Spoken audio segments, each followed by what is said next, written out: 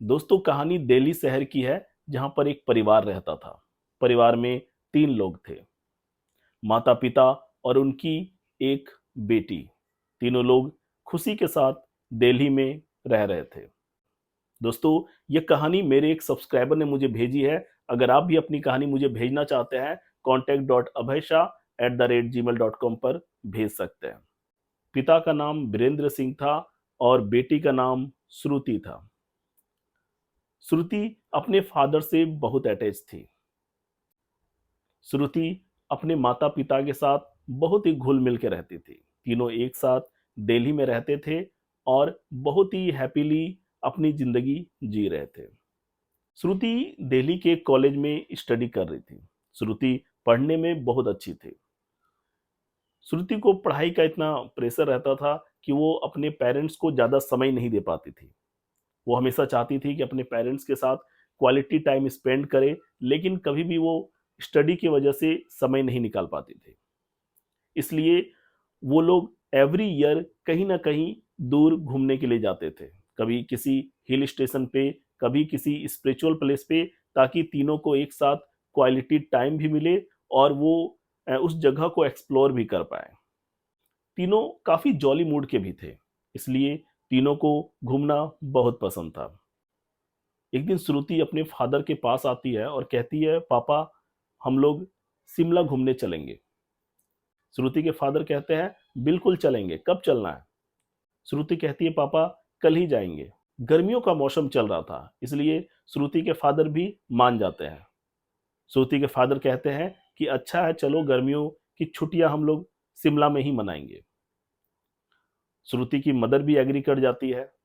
श्रुति की मदर कहती है कि बहुत अच्छा रहेगा कि दिल्ली की गर्मी से हम लोग दूर शिमला में बर्फ का मजा लेंगे। श्रुति के फादर श्रुति से कहते हैं, लेकिन टिकट्स हमने अभी तक ली नहीं है और इतनी जल्दी हम लोगों को टिकट नहीं मिल पाएगी। श्रुति कहती है, पापा, मैंने सब पता कर लिया है।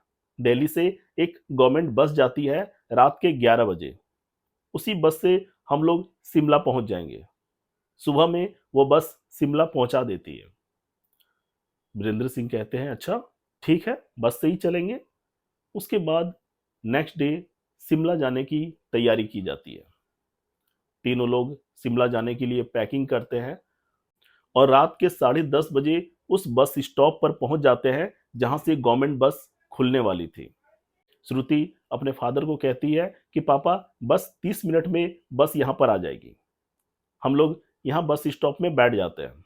तीनों बस स्टॉप में बैठ जाते हैं। ठीक 30 मिनट के बाद बस स्टॉप पर बस आती है।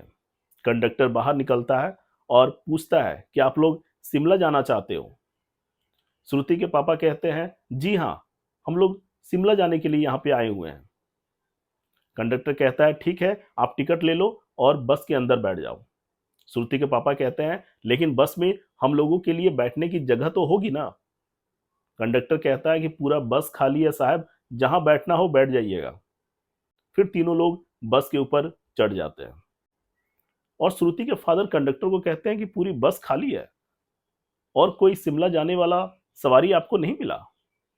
कंडक्टर कहता है, जी ये गवर्नमेंट बस है, इसमें सवारियां कम ही मिलती है और ऐसे भी रात के समय में सवारियां और कम हो जाती है, कभी कभी मिलती है और कभी नहीं मिलती है, लेकिन क्योंकि ये सरकारी बस है हमें चलानी पड़ती है, आप जाकर अपनी सीट पर बैठ जाओ। वो तीनों राइट साइड पे जो सीट्स बने हुए थे उस पर जाकर बैठते हैं।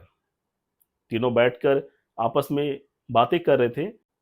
तभी वीरेंद्र सिंह की नजर सामने लेफ्ट साइड में बने सीट्स पर पड़ती है। ठीक उनके सामने वाले लेफ्ट साइड सीट पर एक फैमिली बैठी हुई थी।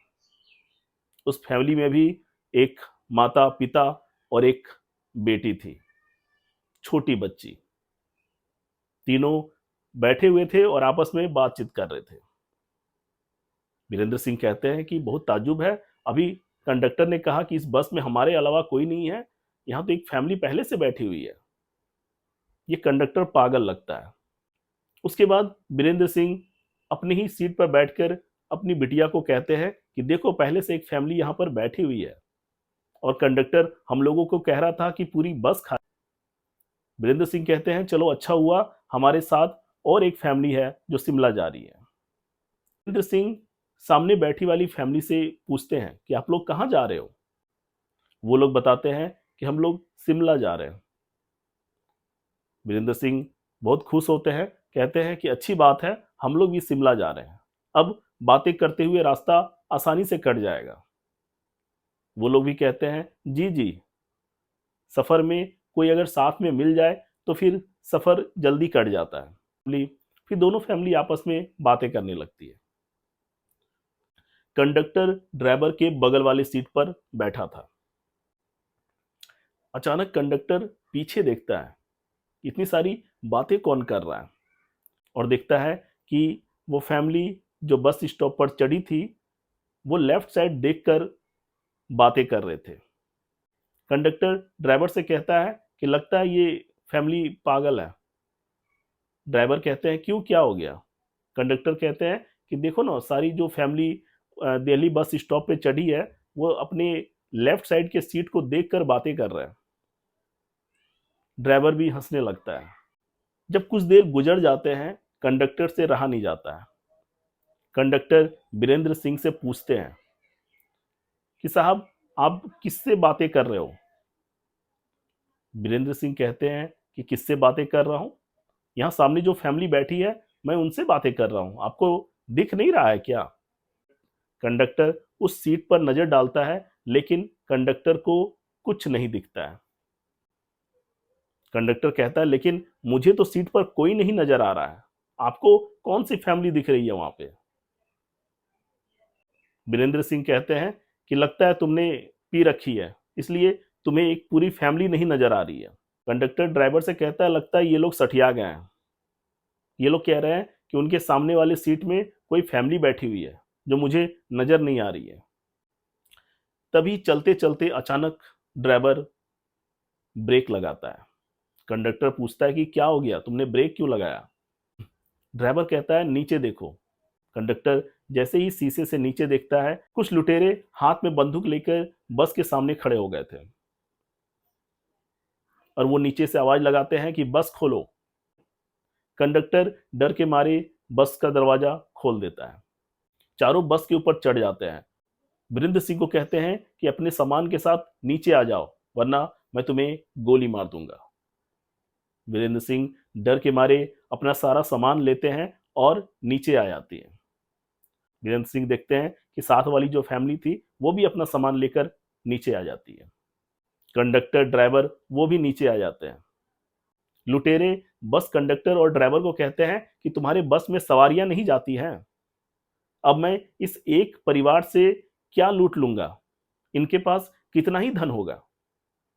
कंडक्टर कहता है कि ये सरकारी बस है, इस बस में जल्दी लोग नहीं बैठते हैं, और रात के समय में और भी कम लोग बैठते हैं। कभी कभी ये बस हमें खाली ही शिमला ले जानी पड़ती है। लुटेरे वीरेंद्र सिंह को कहते हैं कि तुम्हारे पास जो कुछ भी धन है, तुरंत निकाल कर हमें दे दो, वरना हम तुम्हें गोली मार देंगे। वीरेंद्र सिंह को थोड़ा अजीब लगता है कि ये बार बार मुझसे ही धन क्यों मांग रहे हैं, मेरे सामने जो फैमिली खड़ी है उसको क्यों कुछ नहीं कह रहे हैं। वीरेंद्र सिंह उन लुटेरों को कहते हैं कि आप उस समय से एक फैमिली क्यों कर रहे हो, मेरे सामने जो फैमिली खड़ी है उनसे आप कुछ नहीं कह रहे। लुटेरे कहते हैं, तुम्हारे सामने फैमिली हमें तो नहीं दिख रही है, ये कैसी बातें कर रहे हो, ये कैसी बहकी बहकी बातें कर रहे हो। तभी चारों लुटेरों में एक लुटेरा बोल पड़ता है कि लगता है ये बहुत शातिर है और हम लोगों से बचना चाहता है, इसलिए गोल गोल बातें कर रहा है। तभी चारों लुटेरों में से एक लुटेरे की नजर वीरेंद्र सिंह की बेटी पे पड़ती है, और कहता है कि इस बुढ़े की बेटी तो बहुत खूबसूरत है, मैं इसे अपने साथ ले जाऊंगा और इससे शादी मनाऊंगा। वीरेंद्र सिंह को गुस्सा आ जाता है, और वो उन लुटेरों के पास जाता है और उनको मारने की कोशिश करता है, लेकिन चारों लुटेरे वीरेंद्र सिंह को पकड़ लेते हैं और जमीन में गिरा देते हैं। तभी दूसरी परिवार जो किसी को नहीं दिख रही थी, उसके मुखिया वीरेंद्र सिंह को कहते हैं कि आप डरिए मत, मैं आपकी रक्षा करूंगा। और वो लोग उन चारों लुटेरों के पास आते हैं और चारों लुटेरों को खूब मारते हैं। इतना मारते हैं कि चारों लुटेरे अधमरा हो जाते हैं। चारों लुटेरे कहते हैं कि हम लोगों को कौन मार रहा है, हम लोग देख भी नहीं पा रहे हैं, ये क्या हो रहा है हम लोगों के साथ। आज तक कभी हम लोगों के साथ ऐसी कोई घटना नहीं घटी। अभी तक वीरेंद्र सिंह को समझ नहीं आया था, लेकिन अब वीरेंद्र सिंह को समझ आने लगा था। जो फैमिली वीरेंद्र सिंह के साथ में सफर कर रही थी, वो फैमिली किसी को भी दिख नहीं रही है। फिर अचानक पूरी फैमिली सभी को दिखने लगती है। फिर वो लोग बताते हैं कि कुछ दिन पहले हम लोग इसी रास्ते से एक बस में शिमला जा रहे थे और यही चार लुटेरे उस बस में चढ़ गए और पूरे बस को लूट लिया। और जब हमने इनका विरोध किया तो इन लोगों ने मुझे, मेरी पत्नी और मेरी बेटी को जान से मार दिया। आज हम लोगों को मौका मिला है, आज हम लोग इन चारों लुटेरों को नहीं छोड़ेंगे। फिर तीनों मिलके उन चारों लुटेरों को इतना मारते हैं कि चारों की वहीं पर मृत्यु हो जाती है। उसके बाद वीरेंद्र सिंह कहते हैं कि आपकी कहानी सुनकर हमें बहुत दुख हुआ। आप बताइए, अगर मैं आपके लिए कुछ कर सकता हूं तो। आप लोगों को कुछ करने की जरूरत नहीं है। इन चारों लुटेरों से हमारी दुश्मनी थी, इसलिए आज हमने इनका खात्मा कर दिया। अब हमारी आत्मा को अपने आप शांति मिल जाएगी।